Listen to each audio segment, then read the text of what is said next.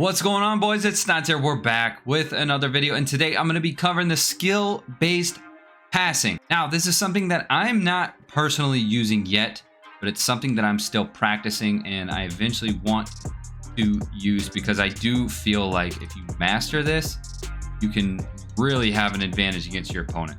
In my opinion, though, I do think that this is very high risk and high reward, so don't think that you are going to be able to use this skill-based passing. You can still use the classic mode here, which is basically what Madden 22 was. So I'm going to go over all the settings here and all the different options that you have, and what I think you should use if you're just beginning to use this skill-based passing. If you guys love fantasy football like me, check out Underdog Fantasy. Underdog Fantasy is one of the easiest, most simple apps I've ever used. Check out the best ball draft mode. The difference between this and normal drafts is all you have to do is draft your team and you're good to go. No in-season management, no trades. You don't even have to worry about setting your lineup. Underdog Fantasy takes care of that for you. Also, I want to tell you guys about the Pick'ems game, one of my favorite games in this app. All you have to do is choose under or over for your favorite players or a player that you think is going to be an easy lock for that day. Link to sign up will be in the description. Make sure when you guys sign up to use code SNODS at checkout.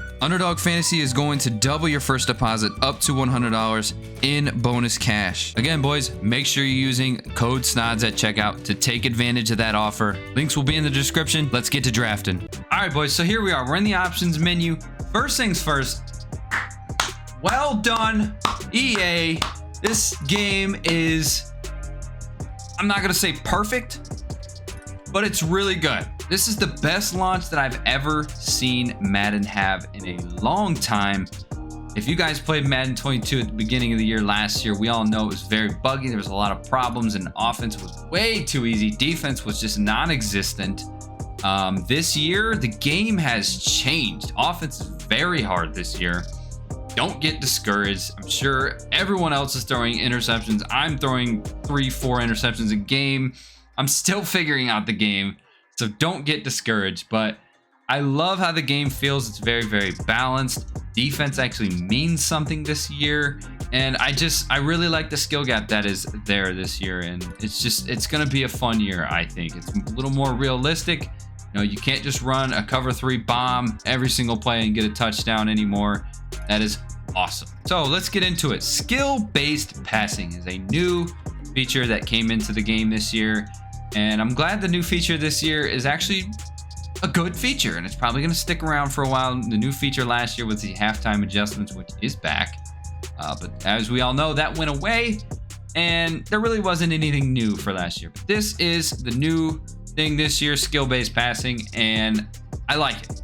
I'm still working on it, but we'll see. So we'll start at the top here. If you go into your settings, you are able to switch it to classic or placement and accuracy. So do whatever you please here. I'm doing classic right now, but again, like I said before, I am practicing placement. So I use placement when I practice. I'm not really sure what the whole accuracy thing is. I think accuracy is the meter, but when I just have placement, the meter is still there. So if you guys know what the accuracy exactly is, if I don't have it, like if I have placement and accuracy, what is the accuracy there? I'm not sure. If I just do placement, what is different from placement and accuracy? I don't know. But I do placement, and here's the other options that you can do here. Passing slowdown, basically what this is, obviously in a normal game, it's going to be off. Game's not going to slow down for you. Basically what this is if you turn it up, it's going to go into slow motion when you start to throw your pass. Now, this is good for if you just want to see what the mechanics are for the skill-based passing and how it works. That's really the only reason I would use that. So use that the first couple times if you're brand new to it, just to get a feel for it. But once you get a feel for it, I suggest doing it with it being off. The next thing here is freeform reticle max distance. So these, I like to look at these as training wheels. So what I recommend doing if you're new to the skill-based passing is getting this at near. Start at near. Once you get the feel for it, go up to far. And then once you get the feel for far, go to no max distance. So basically what this is, it controls how far you can make your reticle go. So if I have it to near and I'm slamming my left stick, left or right, I can't really overthrow or underthrow the ball because it won't allow me. So this is where I recommend starting. If you guys use your left stick to control where the reticle goes, don't want to slam it to the left or slam it forward, wherever. You don't want to slam it against the walls of your controller because you're going to overthrow the ball if you have it on no max distance. If you have it on near, from my experience, you don't overthrow the balls as much, but you want to get the feel for not slamming your left stick too far. So the next one here, which is far, it's still very, very forgiving. If you slam your left stick against the walls, it's not going to overthrow every single time, but it still will. So this is where you want to start just, slightly pulling your left stick to whatever direction you want to throw, and you'll start getting the feel for it. And once you start completing passes with far, then you want to go to no max distance. No max distance is where you have full control of where you're throwing the ball. Now, this is where the high risk, high reward comes into play. You can really dot balls. Pause. Ew! Dude! What the fuck? You can really dot where you're throwing the ball with this. But again, you can also overthrow the ball every single time if your left stick is pulled too far. So again, this is where practice needs to be made, and eventually you can master this and use the no max distance. So I'm going to keep it on no max distance for now, and I'll show you what I mean. Next is free form reticle speed. This is basically how fast your reticle is going to go. It starts at 7. I believe starting at 7 is the way to go, and we're going from there. If you feel that it needs to be quicker, can adjust that, but I'm doing mine at 7 right now. And then obviously the reticle visibility and meter visibility, you want that to be on because you want to see exactly what you're doing. If you get really used to this in the future and you don't need these, if you just get the muscle memory down, you can turn them off. So let's get into practice mode and let's see what this looks like. All right, so here we're in practice mode. I recommend doing offense only when you guys go into practice mode, just to get a feel for the passing, and then picking a play like 4 verticals or something like that. Now, I have the training wheels completely off. There's no max distance for me, so I have full control of where I'm throwing the ball. Let me show you where this can bite you in the butt.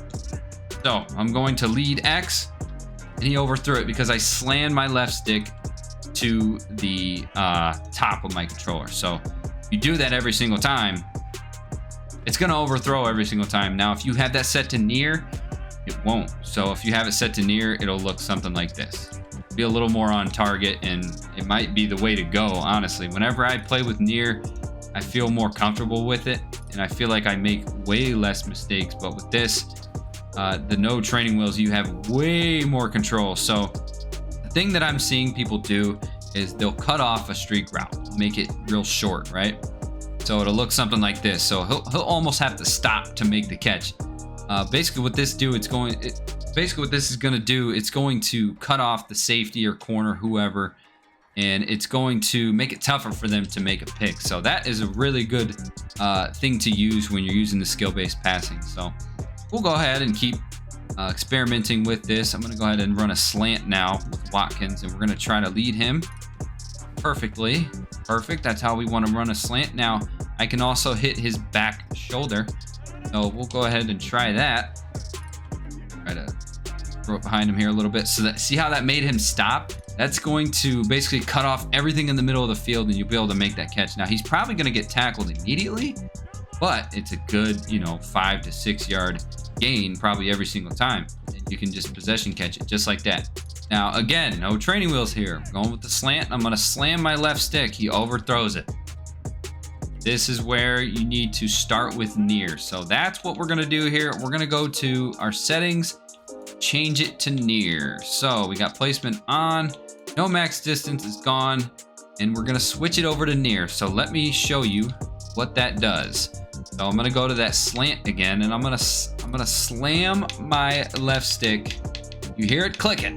That's what I'm going to do against this slant. And I promise you, he will not overthrow it. It'll just still place it where you want to go. So here we go. Back to the streak. I'm going to slam my stick all the way up. Notice that did not overthrow him. It actually put the ball right on the money. Let's see if I can throw it to the inside here. Does throw it on the inside, and it didn't overthrow it. It's actually a really good spot. And let's go ahead and try for the outside shoulder now. Perfect. So near might be the best way to go if you have issues slamming that left stick to the walls of your controller. All right, boys, so that's it for this video. I hope this kind of gave you a better idea of how skill-based passing works. And like I've said many times, I'm still practicing. I'm still using classic because I feel more comfortable that way. I'm still figuring out my playbook, and I'm still figuring out, what receivers I'm looking at. So I don't really have time to be messing with the placement. But once I get a feel for my playbook, I'm definitely going to keep practicing this placement. I do think that this is going to be the meta going forward. And I do think if you master it, you will get an advantage against your opponent. So, boys, that's going to be it for this video. I appreciate you guys tuning in. I'm out of here, boys.